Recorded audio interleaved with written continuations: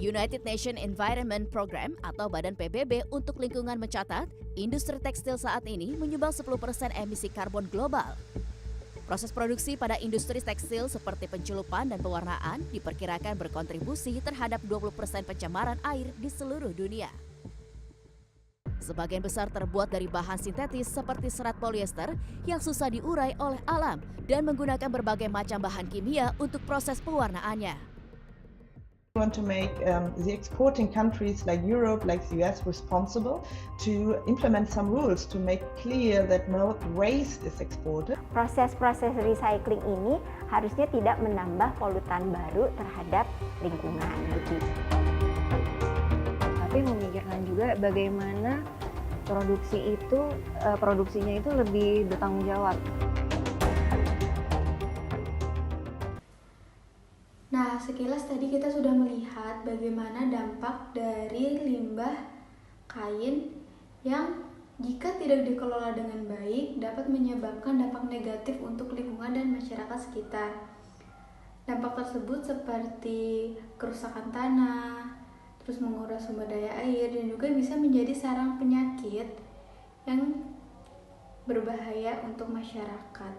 Selanjutnya kita akan membahas tentang solusi-solusi apa saja yang bisa kita lakukan untuk mengurangi dampak dari limbah kain tersebut, yang akan dijelaskan oleh rekan saya Farhan Kemal Aditya. Solusi kreatif dari kami yaitu menjadi upcycling, mengubah sampah kain perca menjadi produk-produk bernilai tinggi seperti tas, dompet, aksesoris, atau bahkan perabotan rumah tangga.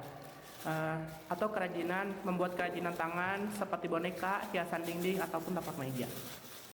Pada kesempatan kali ini saya akan memaparkan proses implementasi dari pengelolaan sampah kain perca yang diubah menjadi sebuah produk, yaitu aksesoris berupa ikat rambut.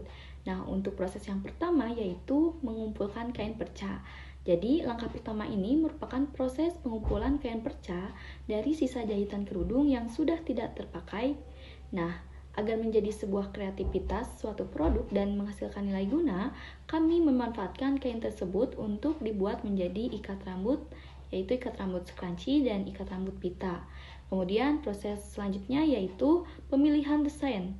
Nah, jadi kami memilih desain ikat rambut yang sesuai dengan tren atau preferensi pribadi, seperti itu.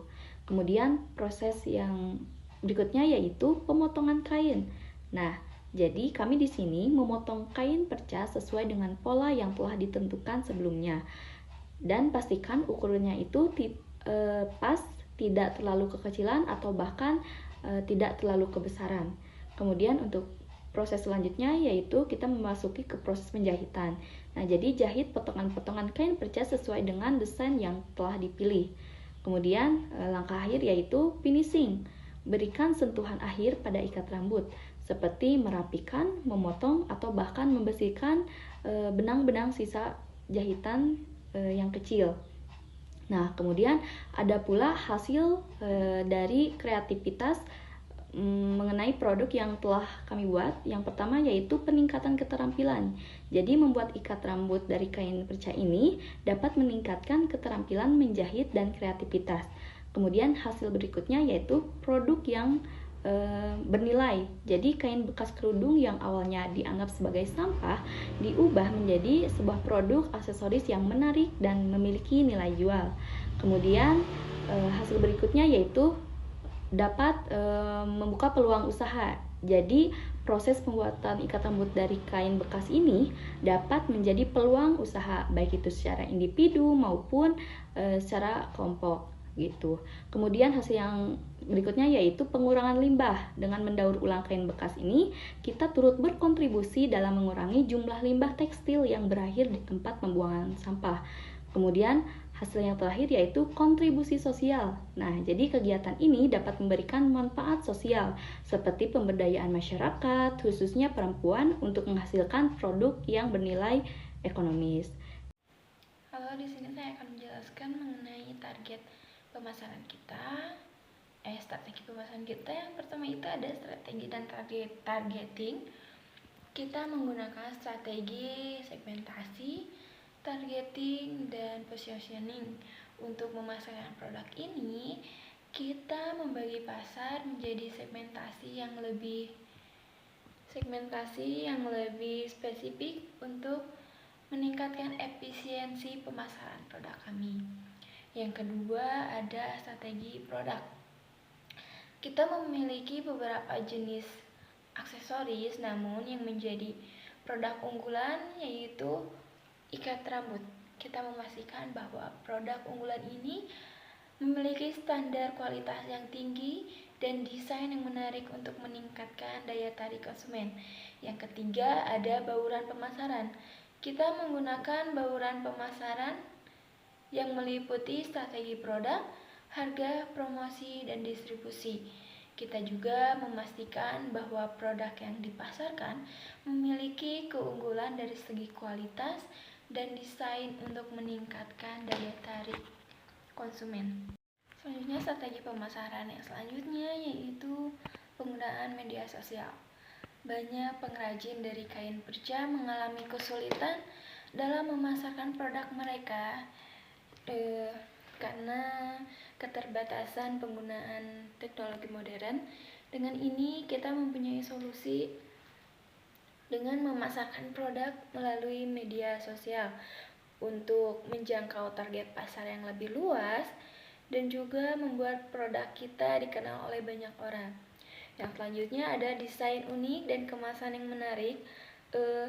Keunikan kemasan ini dapat menjadi pembeda atau ciri khas, serta desain yang unik juga dapat menarik konsumen dan meningkatkan loyalitas konsumen.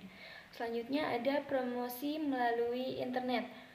Media pemasaran melalui internet memiliki keunggulan seperti kecepatan pertumbuhan, kemampuan menjangkau target konsumen, dan biaya yang relatif. E-commerce adalah salah satu promosi yang efektif melalui internet.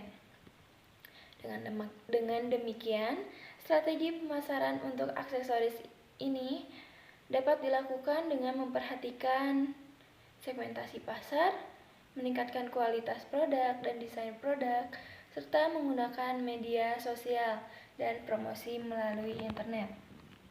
Selanjutnya ada dampak dari penjualan aksesoris dari kain perca ini, yaitu penjualan aksesoris dari kain perca dapat memiliki dampak positif yang signifikan di berbagai aspek. Yang pertama ini ekonomi lokal, memperkuat ekonomi lokal dengan menciptakan peluang kerja dan mendorong kewirausahaan. Pengusaha kecil dan pengrajin dapat mendapatkan penghasilan dari penjualan produk mereka. Yang kedua ada dampak lingkungan, yaitu mengurangi limbah tekstil dengan memanfaatkan kain perca yang biasanya terbuang. Ini mendukung praktik keberlanjutan dan ramah lingkungan, serta mengurangi jejak karbon dan produksi tekstil baru. Yang ketiga ada budaya dan keterampilan tradisional. Memelihara dan mempromosikan dalam kerajinan tangan, aksesoris dari kain perca ini seringkali mencerminkan teknik dan desain lokal yang kaya sehingga membantu melestarikan budaya dan seni lokal. Yang selanjutnya ada pula kesadaran konsumen. Meningkatkan kesadaran konsumen tentang pentingnya mode keberlanjutan dan konsumerisme yang bertanggung jawab. Konsumen juga semakin tertarik pada produk yang memiliki nilai tambah dan dampak positif. Selanjutnya ada dampak pendidikan dan kreativitas. Mengedukasi masyarakat tentang pembuatan dari kain perca dan mendorong kreativitas dalam mendaur ulang bahan. Ini dapat memicu lebih banyak inisiatif dan inovasi dalam desain produk. Yang terakhir ada keterhubungan komunitas. Menciptakan rasa komunitas melalui kolaborasi atau pengrajin, pembeli, dan penyelenggara acara atau pasar lokal untuk membangun jaringan dukungan dan kolaborasi yang saling menguntungkan. Secara keseluruhan, penjualan aksesoris dari kain perca ini dapat memberikan manfaat ekonomi lingkungan, dan sosial, sambil mempromosikan nilai-nilai keberlanjutan dan kreativitas. Segitu saja dari saya, terima kasih. Di sini saya akan menjelaskan mengenai evaluasi keseluruhan proyek dari limbah daur ulang kain perca yang sudah rekan-rekan saya jelaskan sebelumnya. Yang pertama ada keberhasilan dalam pengurangan limbah sampah. Proyek ini berhasil mengurangi jumlah limbah tekstil yang sangat tinggi, namun volume kain perca yang dihasilkan masih terlalu tinggi sehingga perlu adanya pengelolaan yang lebih berkelanjutan. Yang kedua, ada peningkatan keterampilan dan ekonomi. Pengrajin yang terlibat dalam proyek ini menunjukkan peningkatan keterampilan dan kesejahteraan ekonomi para pengrajin tersebut. Yang ketiga, ada penerimaan pasar. Produk daur ulang limbah kain perca ini mendapatkan respon positif dari pasar, namun pesaing dengan produk non-daur ulang masih menjadi tantangan bagi para pengrajin tekstil atau para pengrajin daur ulang yang saat ini masih terguncangkan. Selanjutnya ada kesimpulan. Proyek daur ulang kain perca ini menunjukkan bahwa limbah tekstil dapat dimanfaatkan menjadi produk yang bernilai ekonomi dan ramah lingkungan. Namun, proyek berkelanjutan ini perlu adanya dukungan, perlu adanya keberkelanjutan dalam memperluas jaringan pasar, memperluas jangkauan pengrajin, dan memperbaiki strategi pemasarannya, lalu memastikan pemasok bahan baku agar lebih konsisten. Keberhasilan proyek daur ulang kain perca ini juga tergantung pada dukungan pemerintah, industri tekstil, dan konsumen yang peduli terhadap ramah lingkungan.